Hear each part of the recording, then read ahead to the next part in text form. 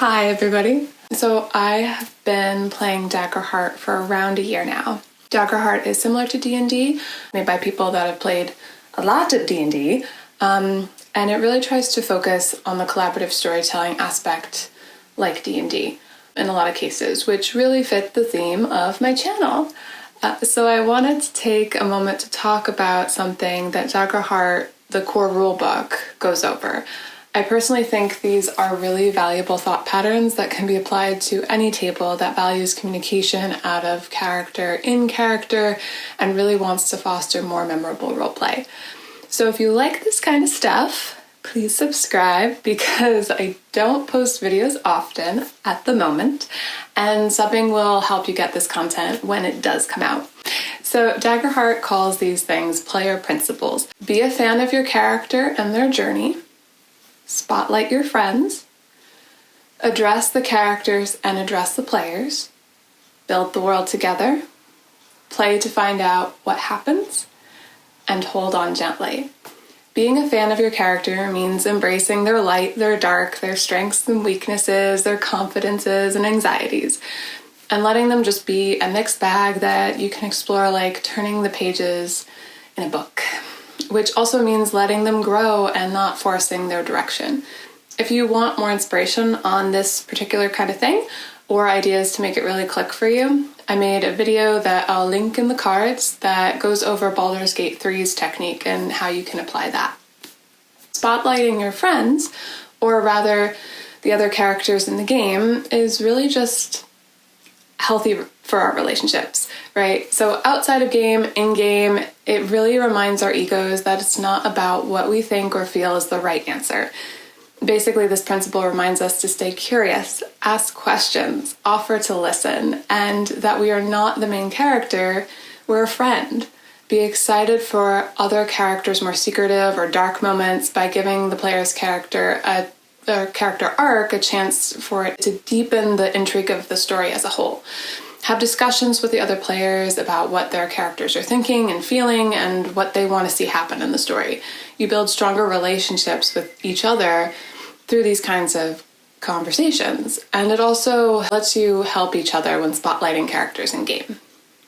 Build the world together is definitely a Daggerheart focused principle. The GM and the players are expected to work together to build the story beats.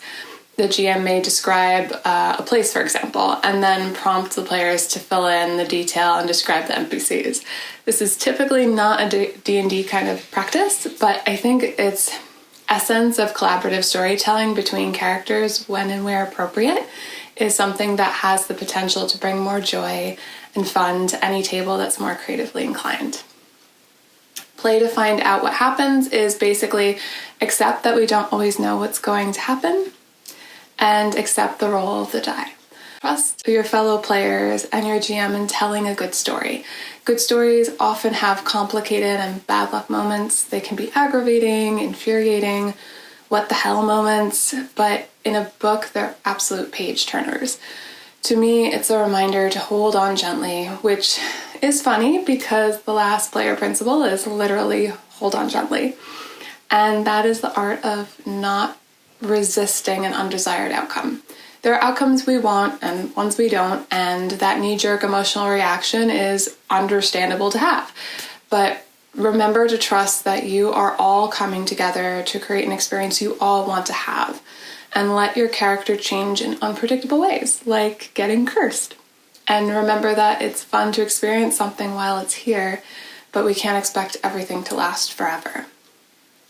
I think, for the most part, these are things that we've heard before in some shape or fashion, in passing conversation, community D&D content, but I think it's meaningful to see it formatted clearly right in front of you as a page in a book, and kind of right at the beginning. Daggerheart also has resource pages for navigating uncomfortable topics or phobias, which I also think is pretty awesome because we all know we want to have a good time, but in order to do that effectively as possible, we need to know each other.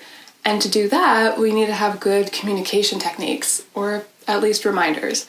So I hope that this video has been helpful, potentially inspiring, And if you are interested in Daggerheart at all, I've shared a link to the core rulebook in the description.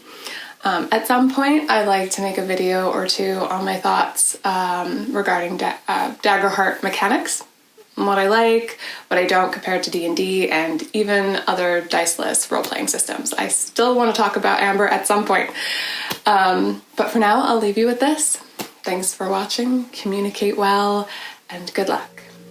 I'll see you in the next one.